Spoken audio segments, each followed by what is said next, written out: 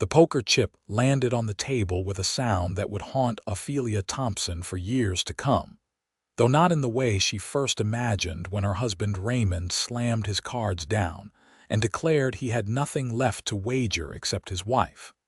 The saloon incident. George, Utah fell silent in that suffocating way that precedes either violence or revelation, and Ophelia stood frozen by the bar where she had been waiting tables, her fingers numb around the whiskey bottle she had been about to pour. It was October 1876, and the desert heat still clung to the evening air like an unwanted embrace, making the smoke from cheap cigars hang in lazy spirals above the 5 men seated at the corner table. Raymond had always been a fool with cards, but this was a new depth of depravity even for him. And when the tall cowboy with sun-weathered skin and eyes, the color of winter sage, looked across the room at her with something that resembled apology rather than triumph, Ophelia felt her world shift on its axis in a way that terrified and strangely thrilled her all at once. Xander Quincy had ridden into St. George 3 days earlier with nothing but a horse, a bedroll, and enough money saved from 2 years of cattle driving to finally buy the piece of land he had been dreaming about since he was a boy in Missouri. He had not planned on entering a poker game. He certainly had not planned on winning a woman. The very concept made his stomach turn with disgust, yet here he sat, watching Raymond Thompson's face turn purple with impotent rage as he realized what he had just done. The other men at the table, local ranch hands and drifters Xander had been beating steadily all evening, shifted uncomfortably in their chairs. Even in the rough and tumble world of frontier Utah, where justice was often swift and brutal and women's rights were scarce as rain in summer, this felt wrong. "You cannot be serious," Xander said quietly, his Missouri drawl thickened by whiskey and disbelief. "A man does not wager his wife." "I am dead serious," Raymond spat, his words slurring together. "I got nothing else, and I am not walking away from this table until I win back what you took from me." Xander's gaze drifted again to the woman by the bar. She was perhaps 23 or 24, with dark auburn hair pinned up in a style that had started the evening neat, but now showed signs of the long hours she had been working. Her dress was faded calico, mended carefully at the seams, and her face held the kind of weariness that spoke of years rather than hours. But her eyes, even from across the smoky room, blazed with an intelligence and fury that made Xander's chest tighten with an emotion he could not quite name. "This is madness," one of the other players muttered. "Thompson, go home, sleep it off." "Stay out of this, Jenkins," Raymond snarled. He turned back to Xander, his bloodshot eyes wild. "What is it, cowboy? You afraid you will lose? I got a straight flush coming, I can feel it." Xander knew he should walk away. Every decent bone in his body screamed at him to collect his winnings, get on his horse, and ride out of this God-forsaken town before dawn. But something made him hesitate. Perhaps it was the way Ophelia Thompson was looking at her husband, with a combination of loathing and resignation that spoke of years of disappointment. Perhaps it was the memory of his own mother, worked to death by a man who had valued whiskey more than family. Perhaps it was simply that Xander Quincy had always had a weakness for lost causes and wounded creatures. "If I win," Xander said slowly, "I want to be clear about something. I do not believe in owning people. Never have, never will."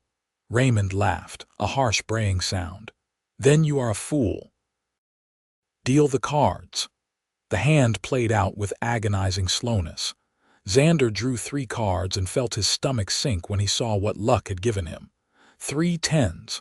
Not a terrible hand, but hardly unbeatable.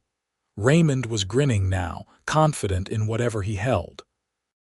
The other players had folded, wanting no part of this particular pot. When Raymond laid down his cards with a triumphant flourish, showing 2 pair kings and 8s, Xander almost felt sorry for him. Almost. 3 tens, Xander said quietly, spreading his cards on the table. The color drained from Raymond's face. For a long moment, nobody moved. Then Raymond lunged across the table, reaching for Xander's throat with hands that shook with rage and drink. Xander was younger, faster, and considerably more sober. He stood, dodging the attack, and caught Raymond's wrist in a grip that made the older man yelp. "Enough," Xander said. "You made your wager. You lost. Now we are going to figure out what happens next, and we are going to do it like civilized men." "Civilized," Raymond spat. "You just won my wife in a card game, you self-righteous bastard." "No," came a voice from across the room, clear and steady despite the tremor underneath. "You gambled me away like I was a horse or a piece of furniture. There is a difference." Every head in the saloon turned to look at Ophelia. She had set down the whiskey bottle and walked forward, her spine straight and her chin raised. In the lamplight, Xander could see that her eyes were not brown as he had thought, but a deep hazel that shifted between green and gold. She was not classically beautiful in the way of the women in magazine illustrations, but there was something compelling about her face, something that suggested strength and survival. "Ophelia, shut your mouth," Raymond started, but she cut him off with a look that could have melted iron. "I will not. You have humiliated me for the last time, Raymond Thompson. You have drunk away every dollar we ever had. You have hit me when you were angry and ignored me when you were not. You have made my life a misery for 4 years, and I have endured it because I took vows before God and I meant them. But this," her voice cracked slightly, "this is beyond endurance. You have released me from any obligation I ever had to you." "The hell I have," Raymond growled. "You are my wife, legal and binding." "Actually," came a new voice from the doorway, "the legal situation is somewhat complicated." Everyone turned to see Josiah Fletcher, St. George's only lawyer, standing in the entrance to the saloon. He was a small, neat man with spectacles, and a reputation for knowing every statute and legal precedent in the territory. He walked into the room with the careful steps of someone who had broken up more than his share of disputes. "I happened to be passing by and heard the commotion," Fletcher said. "And I feel obligated to point out that while gambling debts are generally enforceable in the territory, you cannot actually transfer ownership of a human being through a wager. Slavery was abolished more than a decade ago, in case you had forgotten." "Then the game is void," Raymond said quickly. "I keep my wife and I do not owe him anything." "Not quite," Fletcher said. "You made the wager in front of witnesses. The debt exists. You simply cannot pay it in the manner you proposed, which means, Mr. Thompson, that you owe Mr. Quincy here the equivalent value in cash or property. Given that you have neither, I would say you are in quite a predicament." Raymond's face went from red to white and back to red again. "I do not have anything. That is why I bet Ophelia in the first place." "Then I suppose you will have to work off the debt," Fletcher said mildly. "I hear the Anderson Ranch is looking for hands. Hard labor, but it pays." "You are talking about indentured servitude," Raymond protested. "I am talking about consequences," Fletcher replied. "As for Mrs. Thompson, she is free to make her own choices. Always has been, legally speaking, though I understand the reality of marriage often constrains women in ways the law does not acknowledge." Ophelia felt something loosen in her chest, a knot she had been carrying for so long she had forgotten it was there. "I want a divorce," she said. "Is that possible?" Fletcher looked at her with sympathy. "In the territory of Utah, it is possible, though not simple. You would need to prove cruelty or desertion or adultery. Given what I have heard here tonight and given Mr. Thompson's gambling habits, I believe we could make a case. It would take time, perhaps 6 months, but it could be done." "You cannot do this," Raymond said, but his voice had lost its bluster. He sounded like a man watching his world crumble, and despite everything, Ophelia felt a brief flicker of pity for him. It died quickly, smothered by the memory of too many bruises and too many broken promises. "I can," she said. "I will." Xander had been silent during this exchange, watching Ophelia with an expression she could not quite read. Now he stepped forward, careful to keep a respectful distance between them. "Mrs. Thompson, I want you to understand something. I did not enter that game with any intention of winning you or owning you or anything of the sort. The very idea is repugnant to me. I grew up watching my father treat my mother like property, and I swore I would never be that kind of man." "Then why did you play that hand?" she asked. He met her eyes, and she saw honesty there, rough and unpolished but real. "Because I thought you deserved better than to be married to a man who would wager you away. And I thought that if I won, I could at least give you a choice about what happened next." "A choice," she repeated, tasting the word. "I have not had many of those." "You have one now," Xander said. "Mr. Fletcher says you can get a divorce. Until then, you need a place to stay and a way to support yourself. I am planning to buy a piece of land about 10 miles north of here, build a ranch. I could use help if you are willing. I would pay you fair wages, and I would expect nothing from you except honest work. Separate accommodations, of course, everything proper and respectable." "You are offering me a job," Ophelia said slowly. "I am offering you a choice," Xander corrected. "You can take the job, or you can find another situation, or you can go anywhere you want to go. I have enough money to give you a stake if you want to head to California or back east or wherever. No strings, no obligations." Ophelia stared at him, trying to reconcile this rough-looking cowboy with the words coming out of his mouth. Men did not talk like this, not in her experience. Men took what they wanted and justified it later. Men made promises they never intended to keep. Yet something in Xander Quincy's face suggested he meant every word. "Why would you do this?" she asked. "You do not know me." "No," he agreed. "But I know what it is like to be trapped. And I know that sometimes the best thing you can do for another person is give them room to breathe." Raymond made one last attempt to assert control. "Ophelia, if you walk out of here with him, do not even think about coming back. I will not have you shaming me like this." She turned to her husband, and for the first time in years she felt nothing when she looked at him. Not anger, not fear, not even contempt. Just nothing. "I never want to see you again, Raymond. Consider yourself fortunate if that is the extent of my revenge." She walked to the door of the saloon, her legs shaking but her head high. Xander followed a few steps behind, not touching her, not crowding her, just present. As they stepped out into the cool October night, Ophelia took a breath that felt like the first real breath she had taken in years. "Where will we go tonight?" she asked. "I cannot go back to Raymond's room, and I do not have money for a boarding house. There is a widow named Mrs. Patterson who runs a respectable establishment on the edge of town," Xander said. "I have a room there. I will pay for a room for you, separate floor. Tomorrow we can start making plans, but tonight you just need to rest." Ophelia nodded, too exhausted to argue.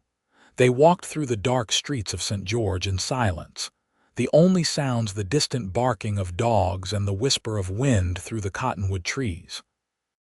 The town was small, barely more than a wide spot in the road, but it sat in a valley surrounded by red rock cliffs that glowed like fire in the sunset. Ophelia had always thought it was beautiful here, even when her life was ugly. Mrs. Patterson was a formidable woman in her 60s who took one look at Ophelia's face and asked no questions. She showed her to a clean, simple room with a real bed and a wash basin, and left her with a pitcher of water and a bar of lavender soap.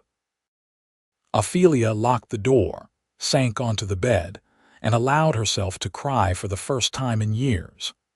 They were not tears of sadness exactly, though there was grief mixed in there for the girl she had been at 19, full of hope and foolish enough to believe Raymond Thompson's promises. Mostly they were tears of relief and terror, because she had just burned her life to the ground and she had no idea what came next. In his own room 1 floor below, Xander Quincy was having similar thoughts. He had come to St. George to start over, to build something of his own, and instead he had gotten tangled up in someone else's disaster. The smart thing would be to give Ophelia Thompson enough money to get by, wish her well, and get back to his own plans. But every time he closed his eyes, he saw the way she had stood up to her husband, shaking but defiant, and he knew he could not abandon her now. His mother would have called it foolishness. His father would have called it weakness. Xander called it the only decent thing to do. The next morning dawned clear and bright, the way October mornings in southern Utah always did. Ophelia woke early, years of habit making her body rise with the sun regardless of how little sleep she had gotten. She washed her face, pinned up her hair, and put on the same faded dress she had worn yesterday because it was the only dress she owned. Everything else was back at Raymond's boarding house, and she would rather go naked than return there. She found Xander in Mrs. Patterson's dining room, eating eggs and biscuits and talking quietly with the widow. He stood when Ophelia entered, and she noticed that he had shaved and put on a clean shirt. In the morning light, she could see him more clearly. He was tall, well over 6 feet, with broad shoulders and the lean muscle of a man who made his living through physical labor. His hair was dark brown, sun-streaked in places, and worn a bit longer than was fashionable. His face was weathered from years in the sun, with lines around his eyes that spoke of squinting across long distances. He looked to be about 26 or 27, young but not too young, and there was something solid about him, something reliable. "Mrs. Thompson," he said, "did you sleep?" "Some," she said. "Thank you for arranging the room. Mrs. Patterson has kindly agreed to let you stay here as long as you need," Xander said. "And she mentioned that she could use help with the cooking and housekeeping if you are interested. The wages are not much, but it would give you independence while you sort out your situation." Ophelia looked at Mrs. Patterson, who nodded briskly. "I have been running this place alone since my husband died 2 years ago," the widow said. "I could use another pair of hands, and I like you. You have a spine, that is valuable." "I would be grateful for the work," Ophelia said quietly. "Thank you." "Then it is settled," Mrs. Patterson said. "You start tomorrow. Today you should rest and get your bearings. Mr. Quincy here says he is heading out to look at some land. Perhaps you would like to accompany him. Nothing improper, of course. I would pack you a lunch and you would be back before dark." Ophelia hesitated. The proper thing would be to stay in town, to maintain appearances, to avoid any situation that could be misconstrued. But she was so tired of doing the proper thing, and the thought of seeing something beyond the 4 walls of St. George was suddenly appealing. "If Mr. Quincy does not mind the company," she said carefully.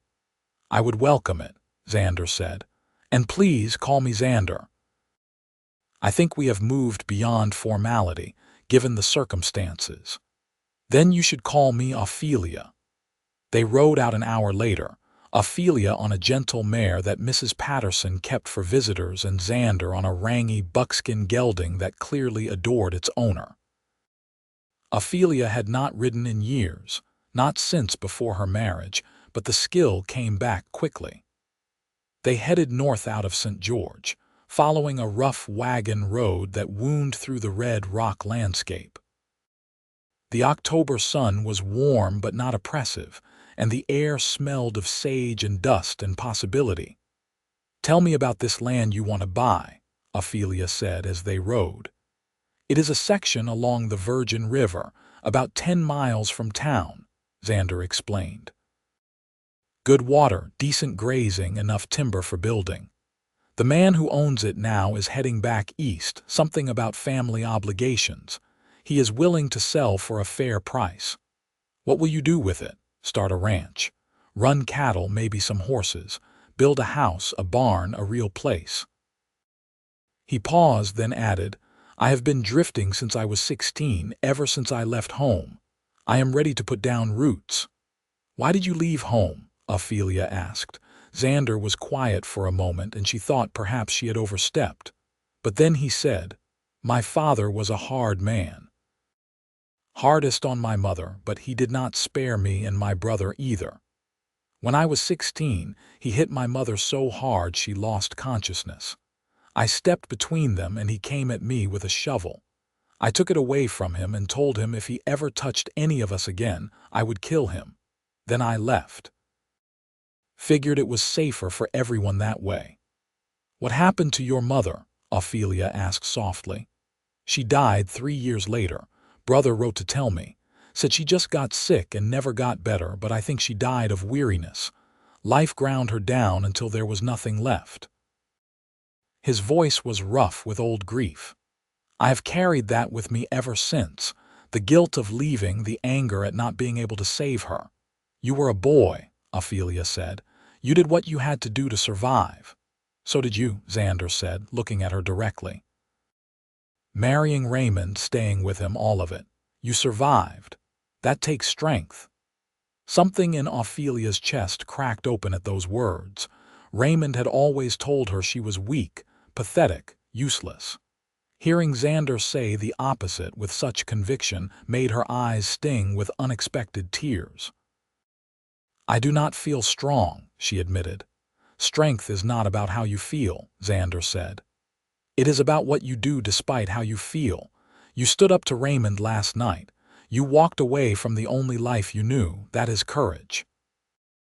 They rode in companionable silence for a while, the landscape opening up around them. The red rocks gave way to rolling hills dotted with juniper and pinyon pine. In the distance, Ophelia could see the green line of cottonwoods that marked the river. It was beautiful country, harsh but honest, and she felt something in her responding to it.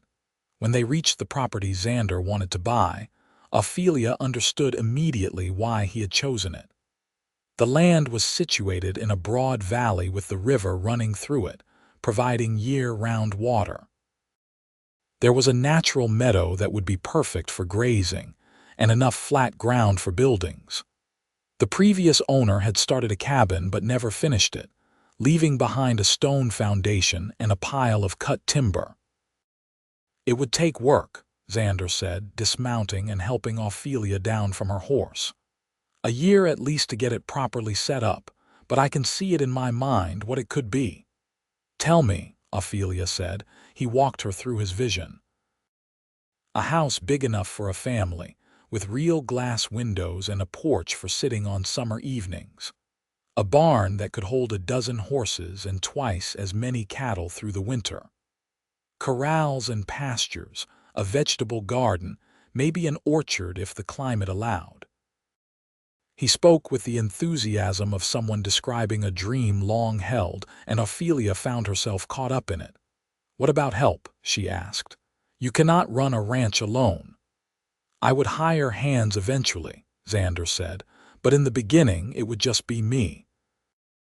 And you, if you still wanted that job I offered. Ophelia looked around the empty land, trying to imagine herself here. It would be hard work, harder than anything she had done before. But it would be honest work, and it would be hers. Not Raymond's, not anyone else's. Hers. I would like that, she said. When my situation is settled, when the divorce is final, I would like to work here. 6 months is a long time, Xander said. A lot could change. It could, Ophelia agreed, but I have a feeling about this place, about this new start. They ate the lunch, Mrs. Patterson had packed, sitting on the unfinished cabin's stone foundation and watching the river flow by. Xander told her stories about his years on the cattle drives, the dangerous river crossings and the endless flat plains, and the time a tornado came so close he could hear it roaring like a train. Ophelia told him about growing up in Missouri, about her parents who had died of fever when she was 17, about meeting Raymond at a church social and thinking he was charming, until it was too late to realize he was only charming when he wanted something. "I was so young," she said. 19 and alone and scared. He seemed like safety. By the time I realized what he really was, I was already trapped. "You are not trapped anymore," Xander said. "No," Ophelia agreed, and for the first time she allowed herself to believe it. They rode back to St. George as the sun was setting, painting the red rocks in shades of crimson and gold. When Xander helped her down from her horse outside Mrs. Patterson's boarding house, his hands lingered on her waist for just a moment longer than necessary, and Ophelia felt something spark between them, something she had not felt in years. Attraction, yes, but more than that. Recognition. The sense of meeting someone who understood. "Thank you for today," she said. "It helped." "You are welcome," Xander said. "I will be in town for another few days arranging the land purchase. After that, I will be out at the property most of the time, but I will come back regularly for supplies. If you need anything, anything at all, you can leave word with Mrs. Patterson." "I will," Ophelia promised. Over the following weeks, a routine developed. Ophelia worked for Mrs. Patterson, learning to manage the boarding house and taking pride in doing something useful. She met with Josiah Fletcher to begin divorce proceedings, enduring the embarrassing necessity of detailing Raymond's cruelties for the legal record. She avoided Raymond himself, which was not difficult since he had taken a job at the Anderson Ranch and was rarely in town. Xander came to St. George every week or so, and when he did, he always stopped by the boarding house. Sometimes they talked over coffee in Mrs. Patterson's kitchen. Sometimes they took walks through the town, careful to maintain propriety but hungry for each other's company. The attraction between them grew slowly, like water wearing away stone. It was there in the way Xander's eyes lingered on her face when he thought she was not looking. It was there in the way Ophelia found herself watching the road on the days she expected him, her heart lifting when she saw his horse approaching. Neither of them spoke of it directly. The situation was too complicated, too fraught with potential scandal. Ophelia was still married, technically, and would be until the divorce was final. Any hint of impropriety could ruin both their reputations and jeopardize the legal proceedings, but feelings did not care about propriety or timing. By the time November arrived, bringing cooler temperatures and the first hints of winter, Ophelia had to admit to herself that she was falling in love with Xander Quincy. It terrified her. After Raymond, she had not thought she would ever trust a man again, let alone love one. But Xander was different.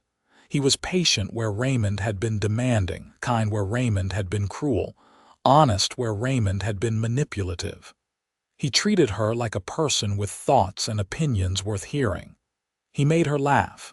He made her feel safe. One evening in late November, Xander arrived at the boarding house looking troubled. Ophelia met him in the parlor and immediately knew something was wrong. "What happened?" she asked. "I ran into Raymond in town," Xander said. "He was drunk and angry. Made some threats about you, about me, about what he would do if we thought we were going to be together. I do not think he means to let the divorce go through peacefully." Ophelia felt cold fear slide down her spine. What kind of threats? Nothing specific enough to take to the sheriff, but ugly nonetheless. Xander ran a hand through his hair, frustrated. "I do not want to frighten you, but I think you should be careful. Maybe do not go out alone, especially after dark."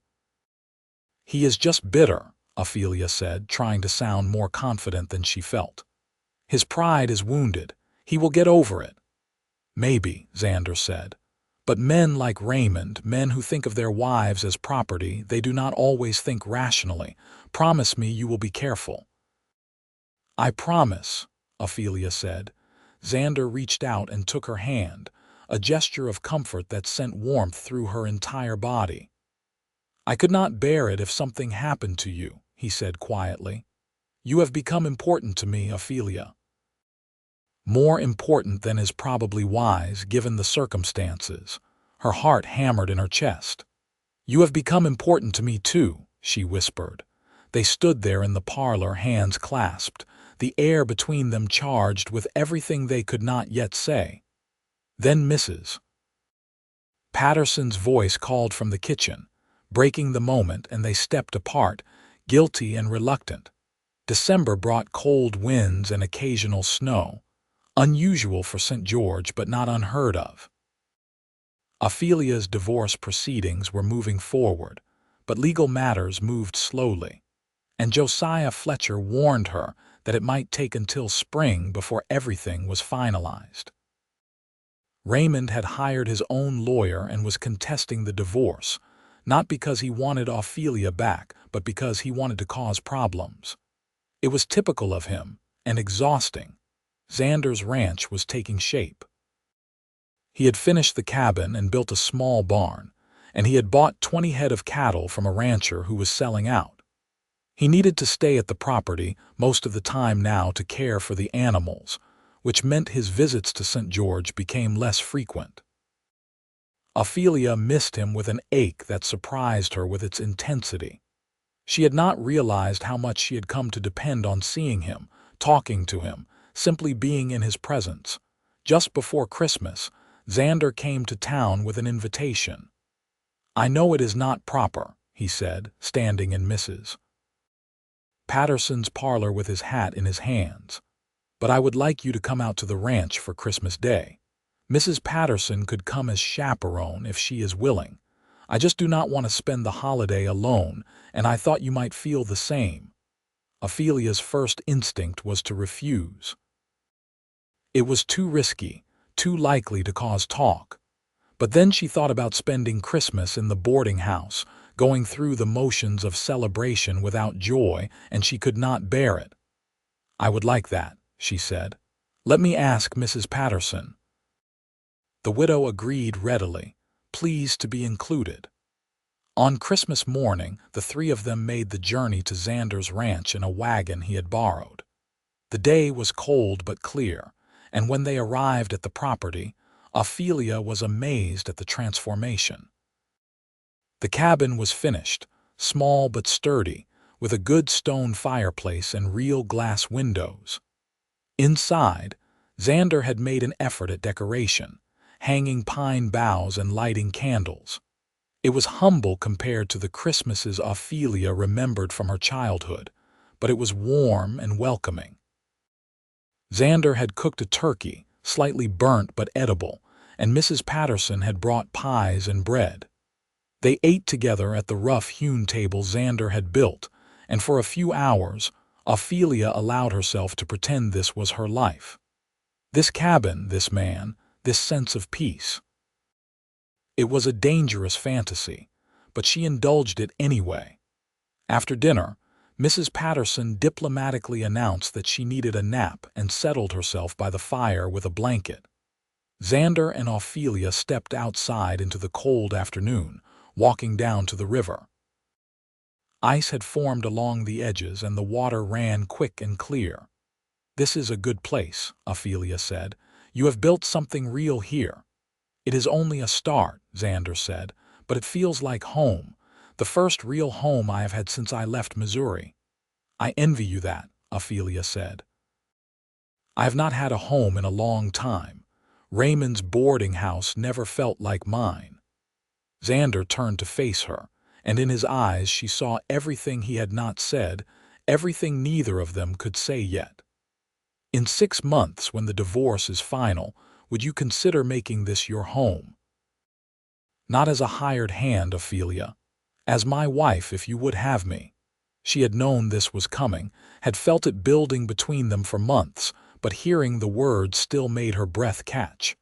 "Xander, I am still married. I should not even be thinking about such things." "I know," he said.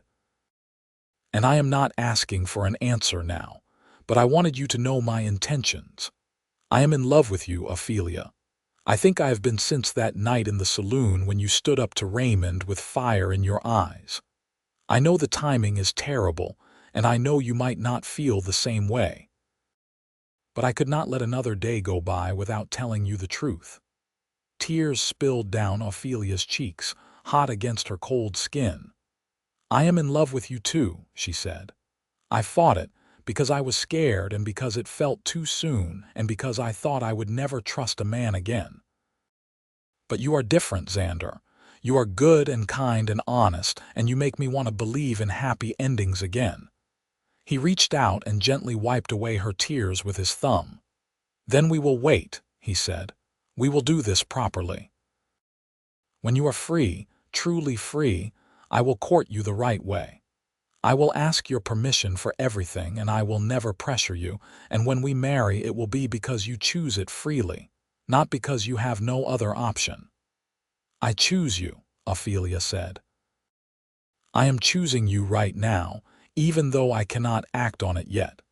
But in my heart, the choice is already made." They stood there by the frozen river, not kissing because that would be improper, not embracing because Mrs. Patterson might wake and look out the window, but holding hands and looking at each other with a love so fierce, it felt like its own kind of warmth against the winter cold. The next months were difficult. Raymond discovered somehow that Ophelia had spent Christmas at Xander's ranch, and he used it to cause trouble. He spread rumors through town, calling her an adulteress and Xander a home wrecker. Most people did not believe it, knowing Raymond's character, but the gossip was still hurtful. Josiah Fletcher assured Ophelia that it would not affect the divorce proceedings, but the strain was wearing. Xander continued to visit when he could, always with Mrs. Patterson present to maintain propriety. He brought Ophelia small gifts, nothing expensive or improper, just things he thought she would like. A book of poetry he had bought from a traveling merchant, a piece of smooth river stone shaped like a heart, a bundle of dried wildflowers he had picked the previous summer. Each gift felt precious, evidence that he thought about her even when they were apart.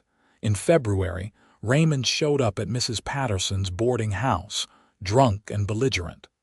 Ophelia was in the kitchen when she heard his voice in the parlor, demanding to see his wife. Mrs. Patterson, brave woman that she was, blocked his way and told him to leave. Raymond shoved past her, knocking the elderly woman to the ground. Ophelia ran into the room and saw Mrs. Patterson on the floor, stunned but not seriously hurt, and Raymond advancing toward her with fury in his eyes. "You think you can leave me," he snarled. "You think you can embarrass me in front of the whole town and then run off with some cowboy. You are my wife, and you will stay my wife until I say otherwise." Ophelia backed away, her mind racing. "Get out, Raymond. You are not welcome here." "I will leave when I am ready," he said. He grabbed her arm, his fingers digging in hard enough to bruise. "You are coming with me. We are going to straighten this whole mess out." "Let go of me," Ophelia said, trying to pull away. Raymond raised his hand to strike her, and Ophelia closed her eyes, bracing for the blow.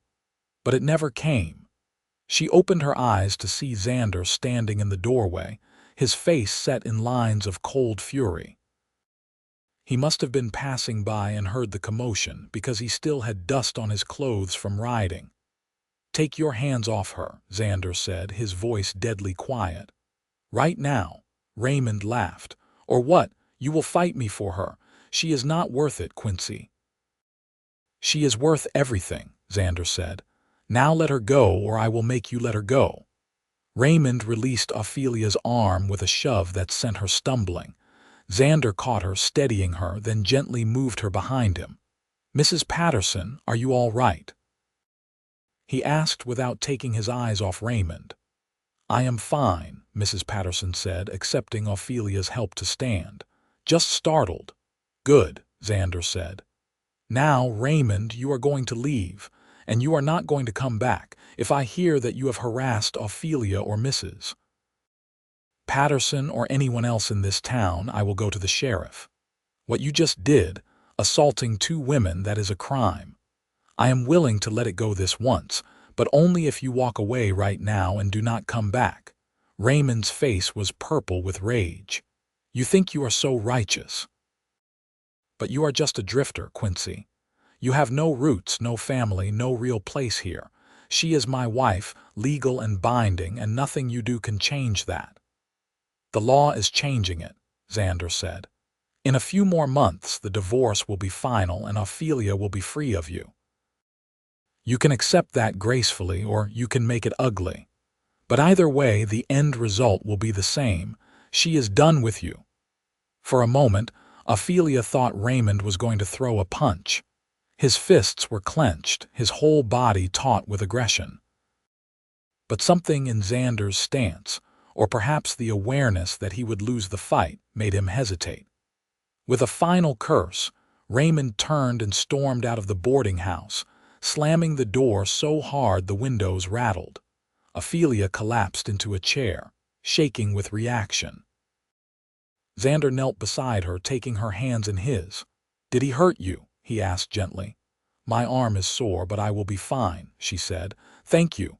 If you had not come when you did." "I was coming to bring Mrs. Patterson some venison," Xander said. "I heard shouting from the street. Thank God I got here in time." Mrs. Patterson had made her way to a chair, looking older than her years. "That man is dangerous," she said. "I think we should go to the sheriff regardless. This has gone too far."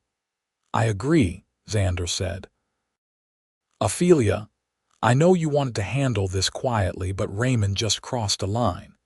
He put his hands on you and on Mrs. Patterson. That cannot be ignored."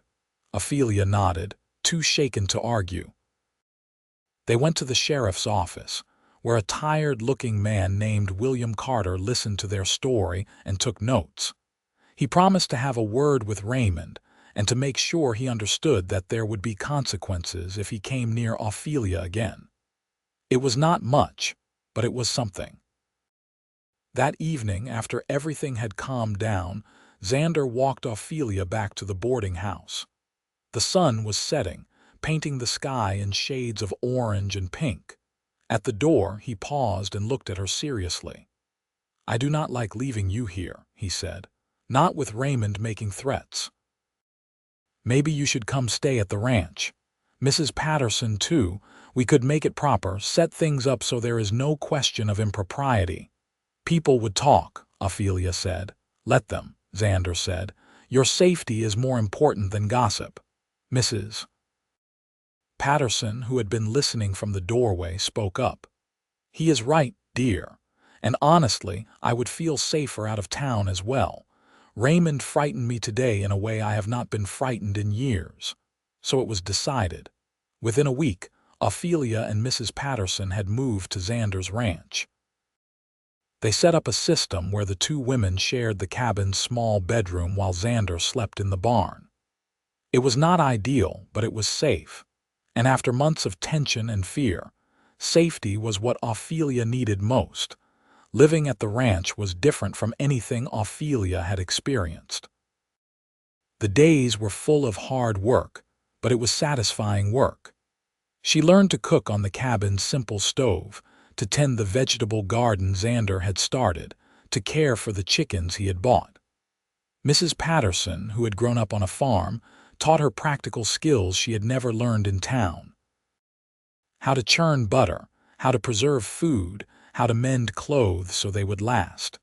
But more than the work, what Ophelia loved was the sense of peace. There were no shouting matches, no drunken rages, no walking on eggshells wondering what would set Raymond off. Xander was even tempered and considerate, treating both women with respect. He consulted them on decisions, listened to their opinions, shared the work without complaint. In the evenings, after supper, they would sit by the fire and talk or read or simply enjoy the quiet. It was, Ophelia realized, what a home was supposed to feel like. As winter turned to spring, the ranch began to transform. Xander hired 2 ranch hands, young men from town who needed work. The cattle herd grew. New pastures were fenced. Ophelia planted a proper garden, with vegetables and herbs and a few flowers for beauty. The cabin felt less like a shelter and more like a place where a life was being built. Through it all, Ophelia and Xander's love deepened. They were careful to maintain propriety, never alone together without Mrs. Patterson nearby, never crossing the lines that would invite scandal. But their feelings were obvious to anyone who cared to look. The way their eyes met across the room, the way they found excuses to work near each other, the way they talked late into the evening, covering everything from childhood memories to dreams for the future. In April, Josiah Fletcher sent word that the divorce was nearly final. Raymond had stopped contesting it, perhaps realizing that he had lost or perhaps simply tired of the fight. The final decree would be issued in early May, and after that, Ophelia would be free. "Just a few more weeks," Xander said when they received the news. They were standing in the garden, ostensibly discussing where to plant tomatoes, but really just stealing a moment together. "And then I can court you properly, take you to socials, buy you presents, court you the way you should have been courted the first time." "I do not need socials or presents," Ophelia said. "I just need you." "You will have me," Xander promised, "for as long as you want me." "Forever then," Ophelia said, and watched his face light up with joy. The final divorce decree came through on May 10, 1877. Ophelia held the legal document in her hands and felt a weight lift from her shoulders that she had been carrying for 4 long years. She was free, truly, legally free. Xander proposed that evening in the garden where they had shared so many conversations. He did it properly, getting down on one knee and offering her a simple gold ring he had bought in town. "Ophelia Thompson, would you do me the honor of becoming my wife? I promise to love you, respect you, and cherish you for all the days of my life. I promise to be a partner, not a master. I promise to give you choices always and to support whatever you choose. Will you marry me?" "Yes," Ophelia said, tears streaming down her face. "Yes, yes, yes." They were married in June, in a simple ceremony at the church in St. George. Mrs. Patterson stood as witness, along with Josiah Fletcher and several friends they had made in the community. Ophelia wore a new dress, pale blue cotton with white lace, that Mrs. Patterson had helped her sew.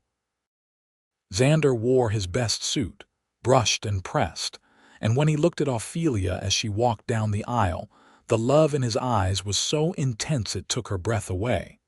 The wedding was nothing like her first marriage to Raymond.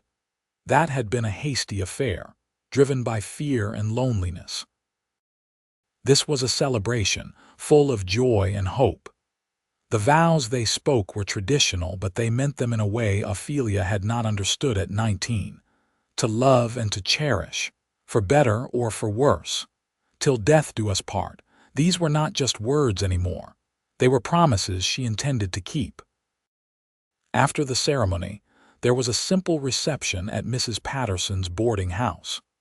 The whole town seemed to turn out, bearing gifts and good wishes. Even some who had gossiped about Ophelia now came forward, admitting they had been wrong to judge. It was not a complete vindication, but it felt like acceptance, and that was enough. That night, Xander carried Ophelia over the threshold of their cabin, and for the first time in years, she felt no fear about her wedding night. Xander was patient and gentle, asking permission for every touch, making sure she was comfortable and wanted. The intimacy they shared was nothing like the rough, selfish encounters she had endured with Raymond. This was tender and mutual, an expression of the love they had been holding back for months. Afterward, they lay together in the darkness, Ophelia's head on Xander's chest, listening to his heartbeat. "Are you happy?" he asked softly. "Happier than I ever thought possible," she replied. The first year of their marriage was not without challenges. The ranch demanded constant work, and there were times when money was tight. A late frost killed some of the early garden. One of the hired hands quit without warning. Ophelia had a miscarriage in the fall, and the grief of losing the baby she had just begun to hope for was almost unbearable. But through it all, they had each other. Xander held her when she cried and listened when she needed to talk. Ophelia supported him when the weight of responsibility felt crushing. They learned to be partners, to share burdens, to celebrate small victories. In the spring of 1878, Ophelia discovered she was pregnant again.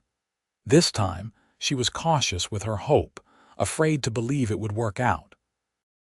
But the pregnancy progressed normally, and in November she gave birth to a healthy baby boy.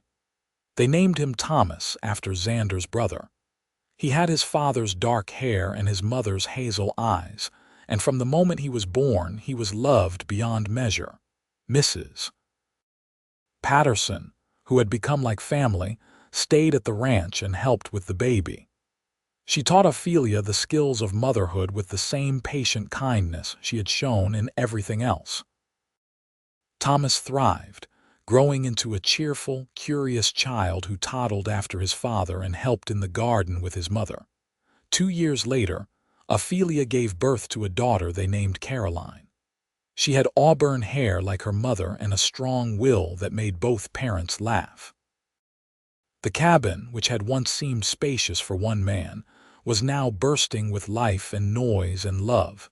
As the years passed, the ranch prospered. Xander's hard work and good judgment paid off.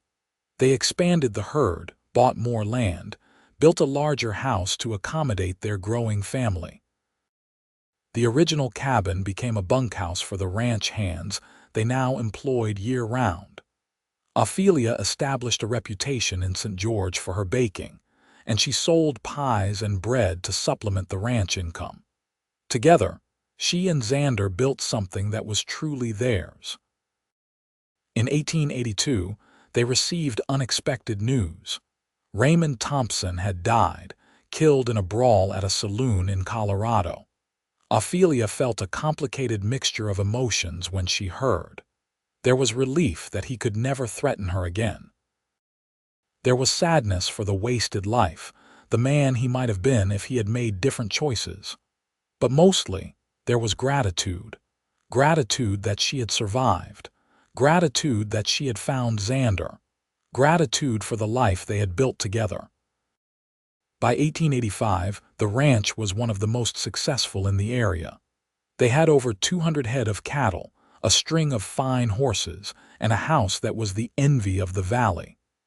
Thomas was 6, Caroline was 4, and they had added another son, Samuel, who was just a year old. Mrs. Patterson had passed away peacefully in her sleep the previous winter, at the age of 75, and they all mourned her deeply. But her legacy lived on in the family she had helped nurture. One evening in late summer, Ophelia and Xander sat on the porch of their house, watching the sunset paint the red rocks gold. The children were asleep inside, worn out from a day of play. The ranch was quiet except for the distant lowing of cattle and the chirp of crickets. "Do you ever think about that night in the saloon?" Ophelia asked. "The night everything changed, all the time," Xander said. He reached over and took her hand, their fingers intertwining with the ease of long practice. "I think about how close we came to never finding each other. If I had walked away from that card game, if you had chosen differently when I gave you the option, if 100 small things had gone differently. But they did not," Ophelia said, "and here we are."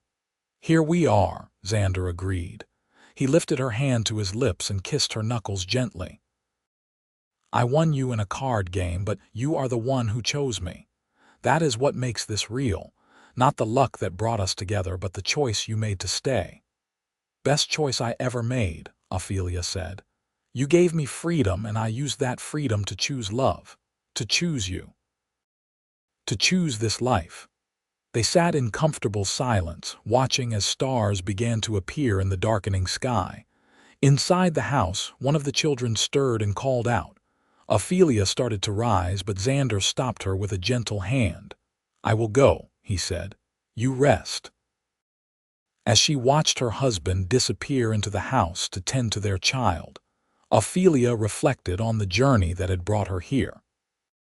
From that terrifying night when Raymond had wagered her in a card game, to the moment when Xander had given her the freedom to choose, to the years of building a life together, every step had been worth it. The fear, the pain, the uncertainty, all of it had led to this moment of perfect peace. She had been gambled away like a piece of property, but she had been given the greatest gift one person can give another, the freedom to choose her own path. And she had chosen love. She had chosen partnership. She had chosen a man who saw her as an equal, who valued her opinions, who shared her dreams.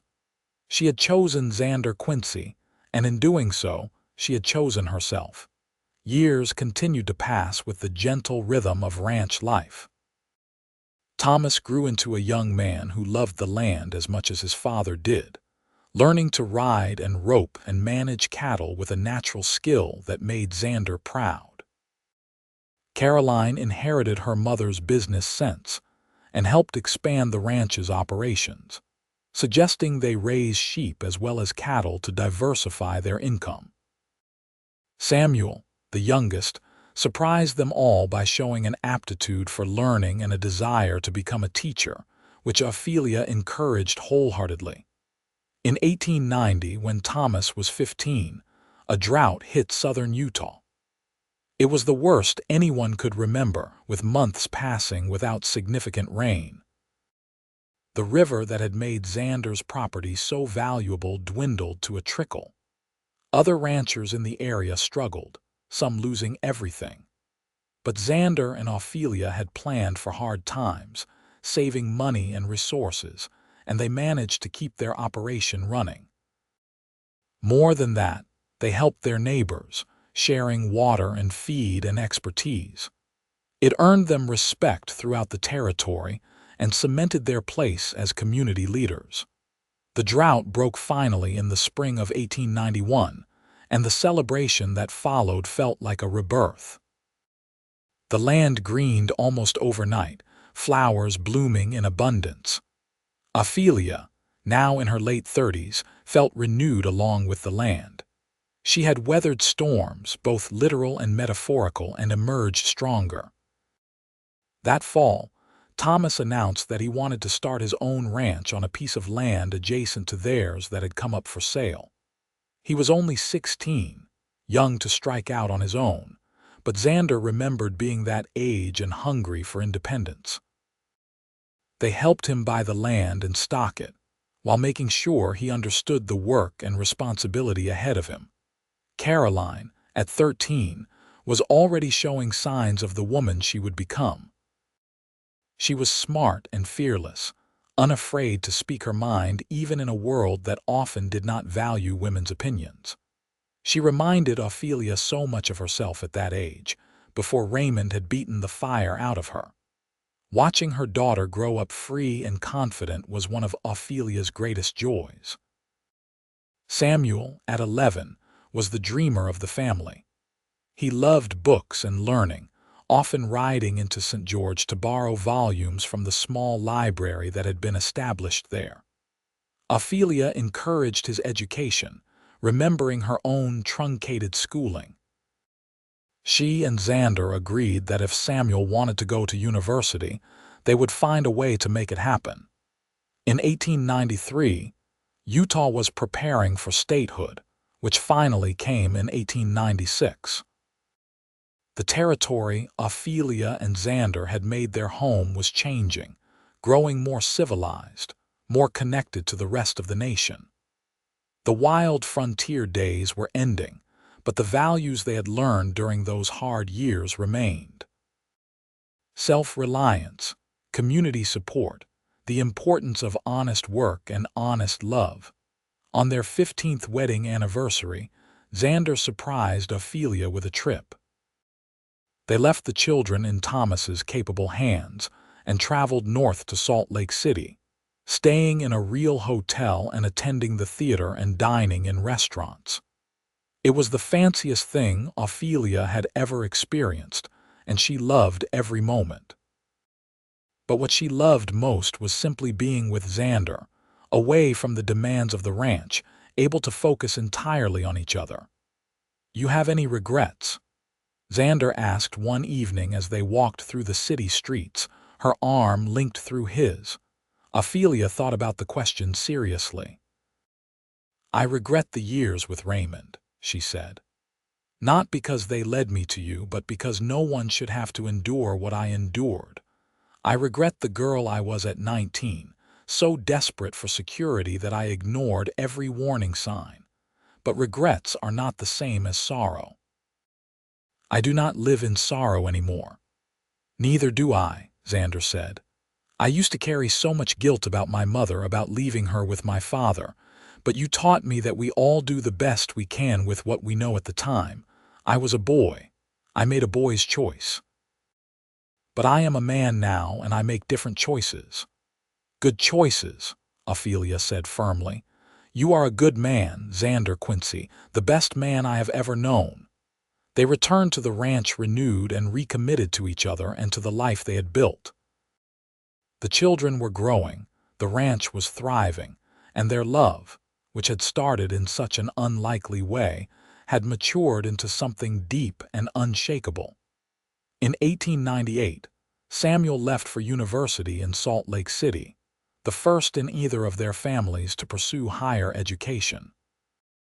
It was bittersweet, watching their youngest child leave, but they were proud beyond words. Thomas was successfully running his own ranch and had married a local girl named Emma, giving Ophelia and Xander their first grandchild in 1899, a girl they named Ophelia after her grandmother. Caroline, now 21, had taken over management of the ranch's business operations and was proving to be a shrewd negotiator. As the new century dawned, Ophelia and Xander, now in their mid-40s, had time to reflect on everything they had accomplished. From that desperate night in 1876, when Ophelia had been wagered in a card game, to this moment of peace and prosperity, the journey had been remarkable. "You remember what you said to me that first night?" Ophelia asked. They were sitting on their porch, as they did most evenings, watching the sunset. "You said you wanted to give me the freedom to choose." "I remember," Xander said. "That was the moment I started to fall in love with you," Ophelia said. "Not because you won me, but because you immediately gave me power over my own life. In that moment, you showed me what a real man is. Someone who builds up rather than tears down. Someone who empowers rather than controls. You taught me what love is," Xander said. "Real love, not ownership. Partnership, not domination.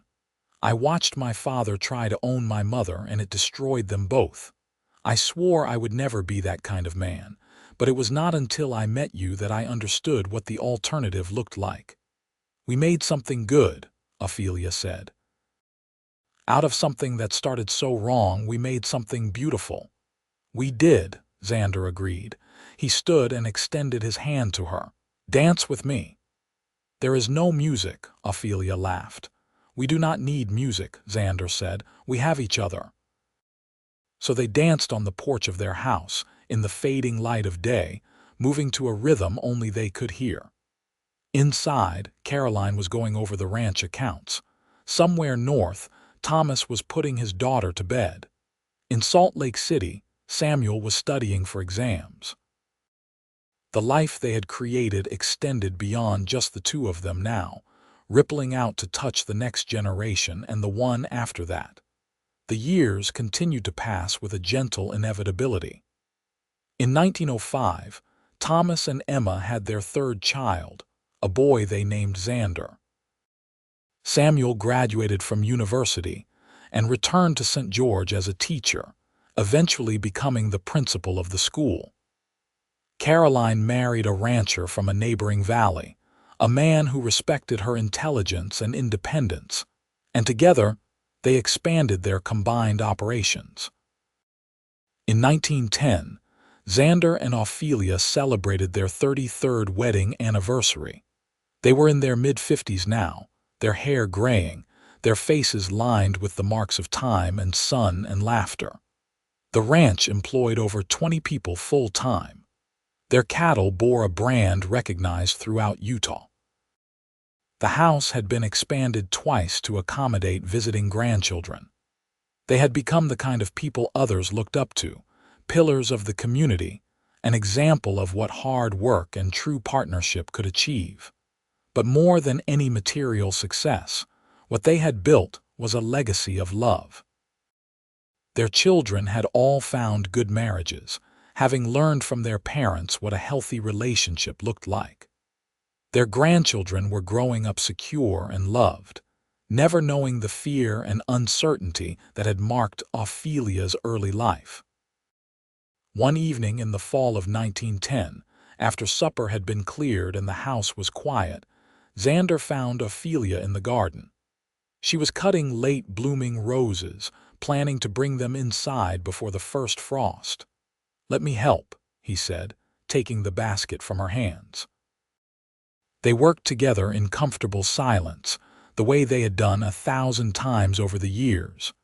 When the basket was full, they walked back to the house, their steps slower than they once had been but no less steady. "You know what I am most grateful for?" Ophelia asked as they reached the porch. "Tell me," Xander said. "That night in the saloon when Raymond gambled me away, I thought my life was over. I thought I had reached the lowest point possible. But you showed me that sometimes what seems like an ending is actually a beginning. You gave me freedom when you could have taken power. You offered me choice when you could have demanded obedience.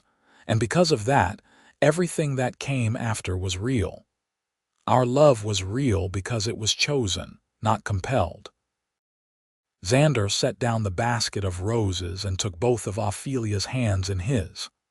"I won you in a card game," he said, echoing words he had spoken decades before. "But you chose me every day after that. You chose me when you agreed to work at the ranch. You chose me when you accepted my proposal. You chose me on our wedding day and every day since. That is what makes our love true.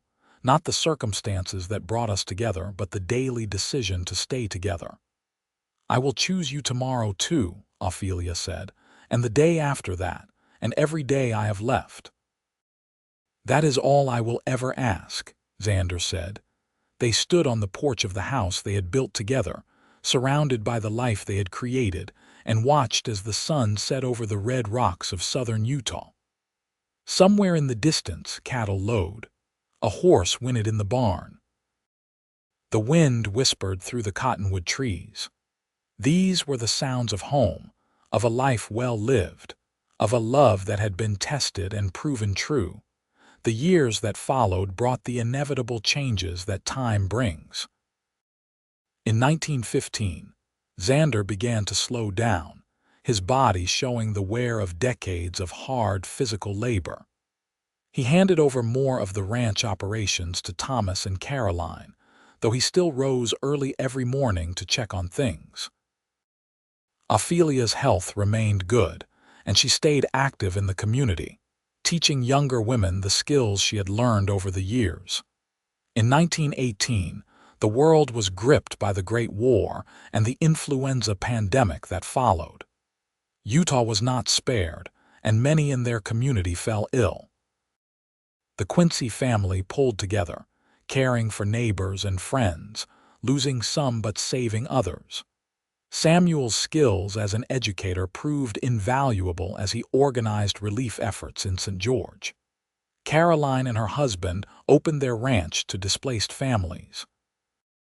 Thomas used his resources to provide food to those in need. The values Xander and Ophelia had instilled in their children, of community support and compassionate action, bore fruit in that difficult time. Through it all, Xander and Ophelia remained each other's anchor. When Xander's brother died of the influenza, Ophelia held him as he grieved. When Ophelia's hands became too arthritic to work in her beloved garden, Xander took over the planting and weeding, always consulting her on what should go where. They had become so intertwined over the decades that it was hard to tell where one ended and the other began. In 1920, women won the right to vote nationwide, something Ophelia had been advocating for years. She cast her first ballot that fall with tears in her eyes, thinking about how far she had come from that frightened girl who had been wagered in a card game. The freedom Xander had given her in 1876, she now shared with women across the nation. By 1925, they had 12 grandchildren and 3 great-grandchildren. The ranch had been divided among the children but still operated as a family business. The house they had built was full of noise and laughter whenever the family gathered for holidays and celebrations.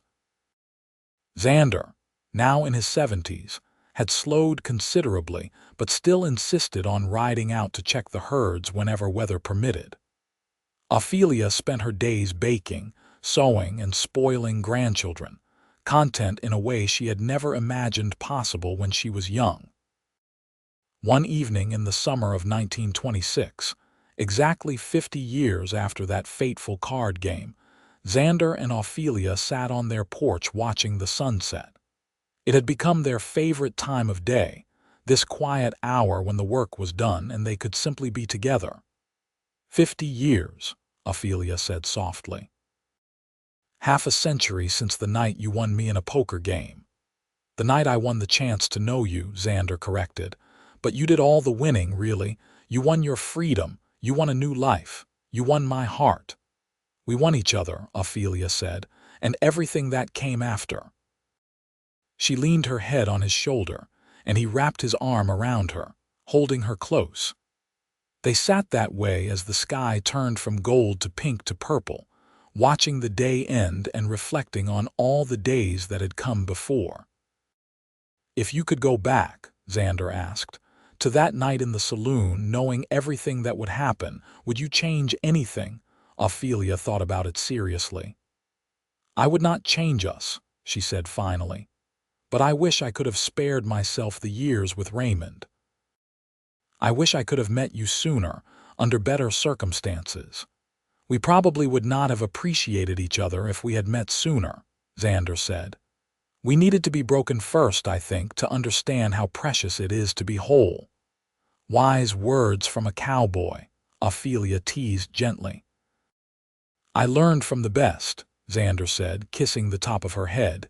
They stayed on the porch until the stars came out, bright and numerous in the clear desert sky. Inside the house, they could hear Caroline preparing supper. One of the grandchildren laughed at something. A door closed. These were the sounds of family, of continuity, of love passing from one generation to the next. As they finally rose to go inside, Xander took Ophelia's hand, helping her up from the chair. His grip was not as strong as it once had been, but it was steady. They walked into the house together, partners still, after 50 years of choosing each other every single day. The legacy they had built extended far beyond the ranch, beyond the children and grandchildren, beyond even the community they had served. They had proven that love, real love, is not about ownership or control. It is about freedom and choice. It is about seeing another person as fully human, fully valuable, fully deserving of respect. Xander had given Ophelia that gift in a moment when she had every reason to expect the opposite.